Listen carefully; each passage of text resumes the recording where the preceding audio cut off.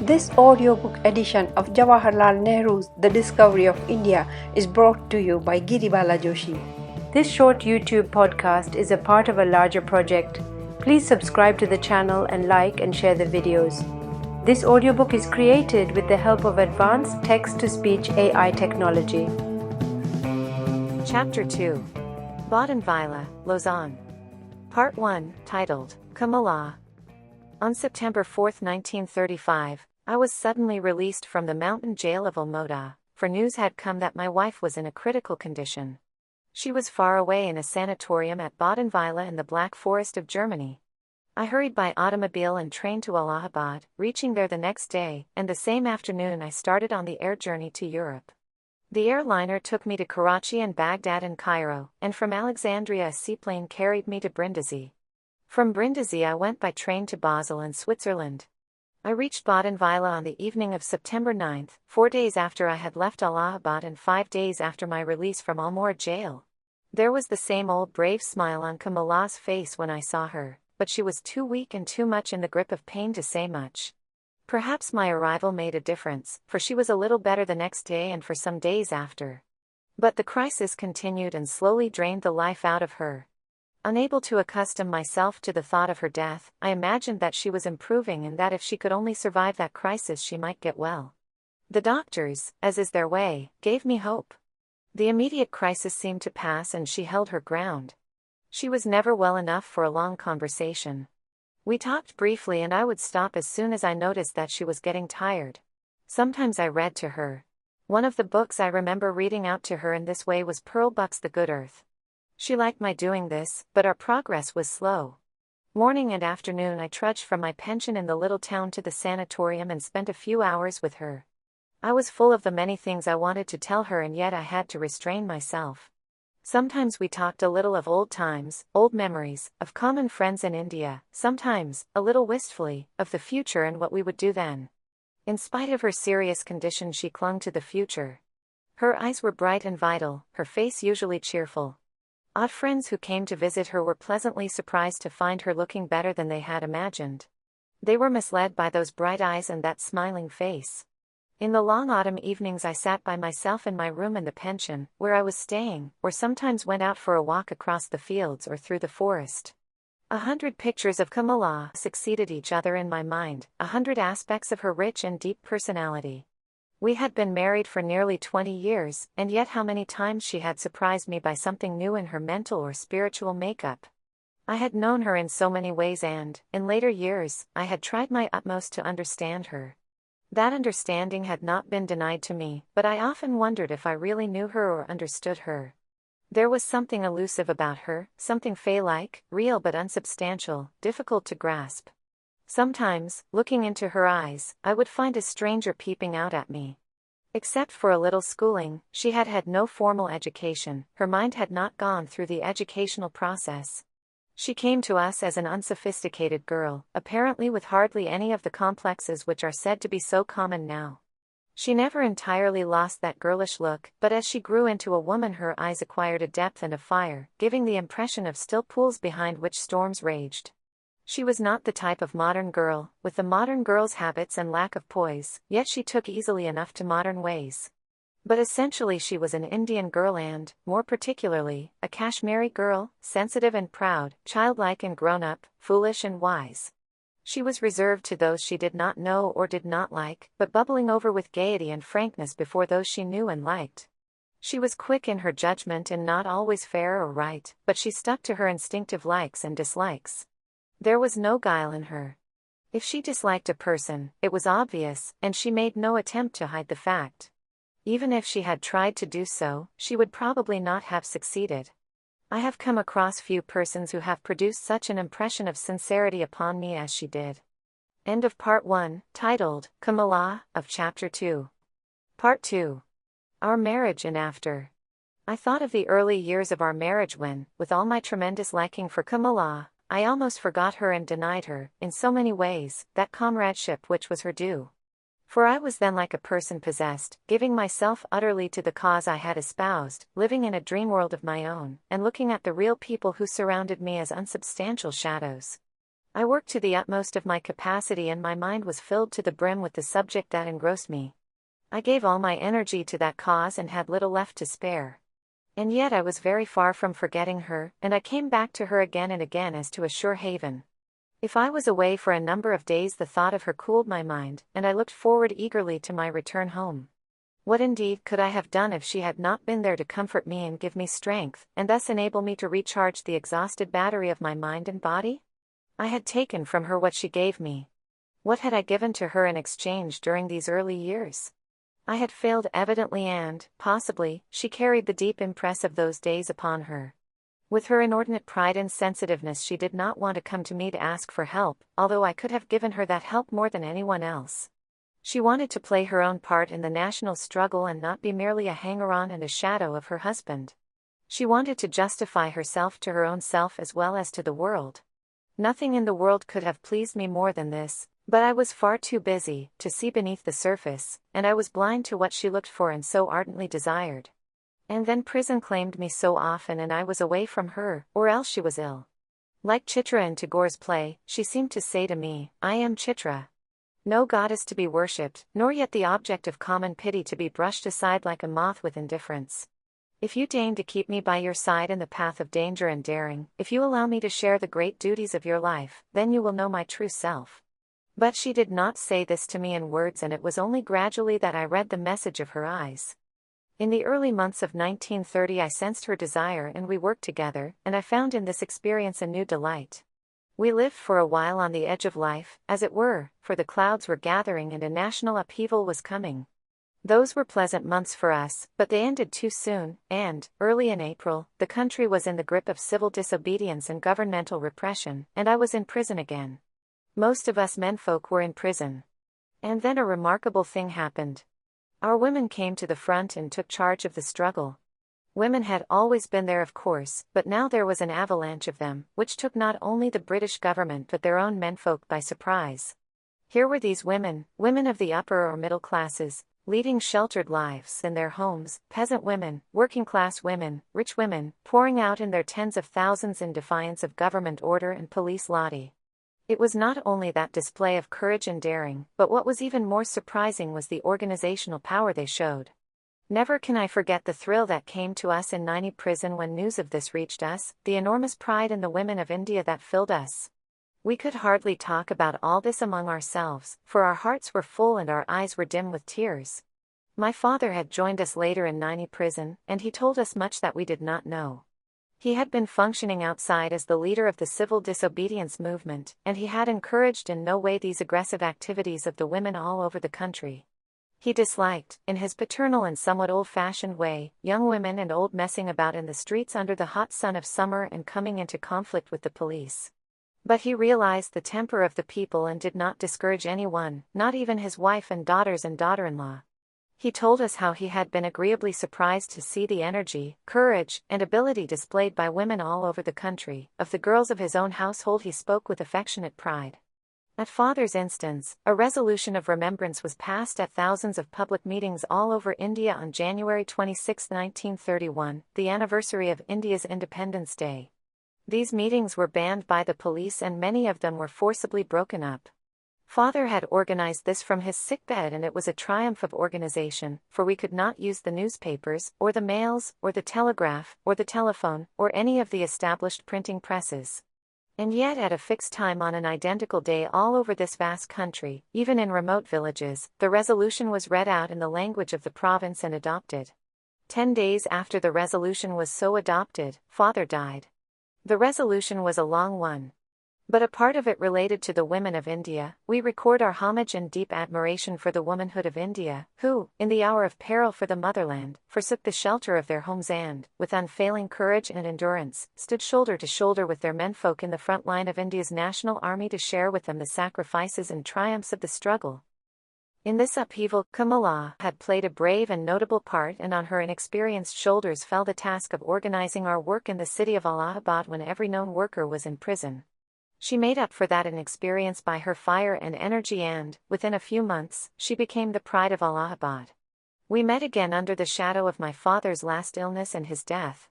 We met on a new footing of comradeship and understanding. A few months later, when we went with our daughter to Ceylon for our first brief holiday, and our last, we seemed to have discovered each other anew. All the past years that we had passed together had been but a preparation for this new and more intimate relationship. We came back all too soon, and work claimed me, and, later, prison. There was to be no more holidaying, no working together, not even being together, except for a brief while between 2 long prison terms of 2 years each which followed each other. Before the second of these was over, Kamala lay dying. When I was arrested in February 1934, on a Calcutta warrant, Kamala went up to our rooms to collect some clothes for me. I followed her to say goodbye to her. Suddenly she clung to me and, fainting, collapsed. This was unusual for her, as we had trained ourselves to take this jail-going lightly and cheerfully, and to make as little fuss about it as possible. Was it some premonition she had that this was our last more or less normal meeting? 2 long prison terms of 2 years each had come between me and her just when our need for each other was greatest, just when we had come so near to each other. I thought of this during the long days in jail, and yet I hoped that the time would surely come when we would be together again. How did she fare during these years? I can guess, but even I do not know, for during jail interviews, or during a brief interval outside, there was little normality. We had to be always on our best behavior lest we might cause pain to the other by showing our own distress. But it was obvious that she was greatly troubled and distressed over many things, and there was no peace in her mind. I might have been of some help, but not from jail. End of Part 2, titled, Our Marriage and After, of Chapter 2. Part 3. The Problem of Human Relationships. All these and many other thoughts came to my mind during my long solitary hours in Badenweiler. I did not shed the atmosphere of jail easily. I had long got used to it, and the new environment did not make any great change. I was living in the Nazi domain with all its strange happenings which I disliked so much, but Nazism did not interfere with me. There were few evidences of it in that quiet village in a corner of the Black Forest. Or perhaps my mind was full of other matters. My past life unrolled itself before me, and there was always Kamala standing by. She became a symbol of Indian women, or of woman herself. Sometimes she grew curiously mixed up with my ideas of India, that land of ours so dear to us, with all her faults and weaknesses, so elusive and so full of mystery. What was Kamala? Did I know her? Understand her real self? Did she know or understand me? For I too was an abnormal person with mystery and unplumbed depths within me, which I could not myself fathom. Sometimes I had thought that she was a little frightened of me because of this. I had been, and was, a most unsatisfactory person to marry. Kamala and I were unlike each other in some ways, and yet in some other ways very alike. We did not complement each other. Our very strength became a weakness in our relations to each other. There could either be complete understanding, a perfect union of minds, or difficulties. Neither of us could live a humdrum domestic life, accepting things as they were. Among the many pictures that were displayed in the bazaars in India, there was one containing 2 separate pictures of Kamala and me, side by side, with the inscription at the top, Adarsh Johri, the model or ideal couple, as so many people imagined us to be. But the ideal is terribly difficult to grasp or to hold. Yet, I remember telling Kamala, during our holiday in Ceylon, how fortunate we had been in spite of difficulties and differences, in spite of all the tricks life had played upon us, that marriage was an odd affair, and it had not ceased to be so even after thousands of years of experience. We saw around us the wrecks of many a marriage, or, what was no better, the conversion of what was bright and golden into dross. How fortunate we were, I told her, and she agreed, for though we had sometimes quarreled and grown angry with each other, we kept that vital spark alight, and for each one of us life was always unfolding new adventure and giving fresh insight into each other. The problem of human relationships, how fundamental it is, and how often ignored in our fierce arguments about politics and economics. It was not so ignored in the old and wise civilizations of India and China, where they developed patterns of social behavior which, with all their faults, certainly gave poise to the individual. That poise is not in evidence in India today. But where is it in the countries of the West which have progressed so much in other directions? Or is poise essentially static and opposed to progressive change? Must we sacrifice one for the other? Surely it should be possible to have a union of poise and inner and outer progress, of the wisdom of the old with the science and the vigor of the new. Indeed, we appear to have arrived at a stage in the world's history when the only alternative to such a union is likely to be the destruction and undoing of both. End of Part 3, titled, The Problem of Human Relationships, of Chapter 2. Part 4. Christmas 1935. Kamala's condition took a turn for the better. It was not very marked, but after the strain of the past weeks we experienced great relief. She had got over that crisis and stabilized her condition, and that in itself was a gain. This continued for another month and I took advantage of it to pay a brief visit to England with our daughter, Indira. I had not been there for 8 years and many friends pressed me to visit them. I came back to Badenweiler and resumed the old routine. Winter had come and the landscape was white with snow. As Christmas approached there was a marked deterioration in Kamala's condition. Another crisis had come, and it seemed that her life hung by a mere thread. During those last days of 1935 I plowed my way through snow and slush not knowing how many days or hours she would live. The calm winter scene with its mantle of white snow seemed so like the peace of cold death to me, and I lost all my past hopeful optimism. But Kamala fought this crisis also, and with amazing vitality survived it. She grew better and more cheerful and wanted us to take her away from Badenweiler. She was weary of the place, and another factor which made a difference was the death of another patient in the sanatorium, who had sometimes sent flowers to her, and once or twice visited her. That patient, he was an Irish boy, had been much better than Kamala, and was even allowed to go out for walks. We tried to keep the news of his sudden death from her, but we did not succeed. Those who are ill, and especially those who have the misfortune to stay in a sanatorium, seem to develop a sixth sense which tells them much that is sought to be hid from them. In January I went to Paris for a few days and paid another brief visit to London. Life was pulling at me again and news reached me, in London, that I had been elected for a second time president of the Indian National Congress, which was to meet in April. I had been expecting this as friends had forewarned me, and I had even discussed it with Kamala. It was a dilemma for me, to leave her as she was or to resign from the presidentship. She would not have me resign. She was just a little better and we thought that I could come back to her later. At the end of January, 1936, Kamala left Badenweiler and was taken to a sanatorium near Lausanne in Switzerland. End of Part 4, titled, Christmas 1935, of Chapter 2. Part 5. Death. Both Kamala and I liked the change to Switzerland. She was more cheerful and I felt a little more at home in that part of Switzerland which I knew fairly well. There was no marked change in her condition and it seemed that there was no crisis ahead. She was likely to continue as she was for a considerable period, making perhaps slow progress. Meanwhile the call of India was insistent and friends there were pressing me to return. My mind grew restless and ever more occupied with the problems of my country. For some years I had been cut off by prison or otherwise from active participation in public affairs, and I was straining at the leash. My visits to London and Paris and news from India had drawn me out of my shell and I could not go back into it. I discussed the matter with Kamala, and consulted the doctor. They agreed that I should return to India and I booked my passage by the Dutch KLM airline. I was to leave Lausanne on February 28th. After all this had been fixed up, I found that Kamala did not at all like the idea of my leaving her. And yet she would not ask me to change my plans. I told her that I would not make a long stay in India and hoped to return after 2 or 3 months. I could return even earlier if she wanted me to. A cable would bring me by air to her within a week.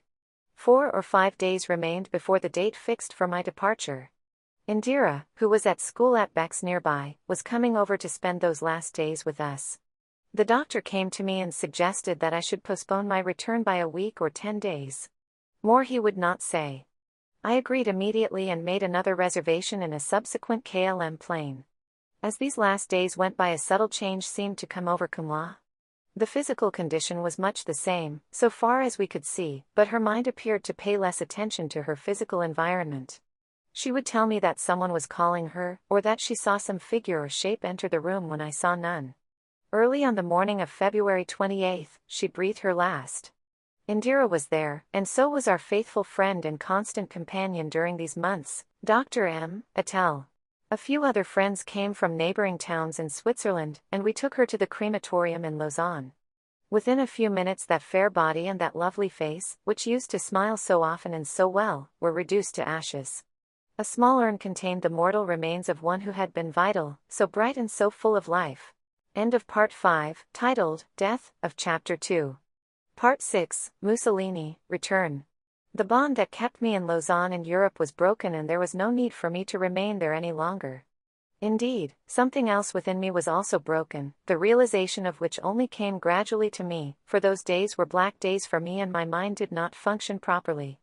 Indira and I went to Montreux to spend a few quiet days together. During our stay at Montreux I had a visit from the Italian consul at Lausanne, who came over especially to convey to me Signor Mussolini's deep sympathy at my loss. I was a little surprised, for I had not met Signor Mussolini or had any other contacts with him. I asked the consul to convey my gratitude to him. Some weeks earlier a friend in Rome had written to me to say that Signor Mussolini would like to meet me. There was no question of my going to Rome then, and I said so. Later, when I was thinking of returning to India by air, that message was repeated and there was a touch of eagerness and insistence about it. I wanted to avoid this interview and yet I had no desire to be discourteous. Normally I might have got over my distaste for meeting him, for I was curious also to know what kind of man the Duce was. But the Abyssinian campaign was being carried on then and my meeting him would inevitably have led to all manner of inferences, and would be used for fascist propaganda. No denial from me would go far. I knew of several recent instances when Indian students and others visiting Italy had been utilized, against their wishes and sometimes even without their knowledge, for fascist propaganda. And then there had been the bogus interview with Mr. Gandhi which the Giornale d'Italia had published in 1931. I conveyed my regrets, therefore, to my friend, and later wrote again and telephoned to him to avoid any possibility of misunderstanding. All this was before Kamala's death. After her death I sent another message pointing out that, even apart from other reasons, I was in no mood then for an interview with anyone. All this insistence on my part became necessary, as I was passing through Rome by the KLM and would have to spend an evening and night there. I could not avoid this passing visit and brief stay. After a few days at Montreux I proceeded to Geneva and Marseille, where I boarded the KLM airliner for the East.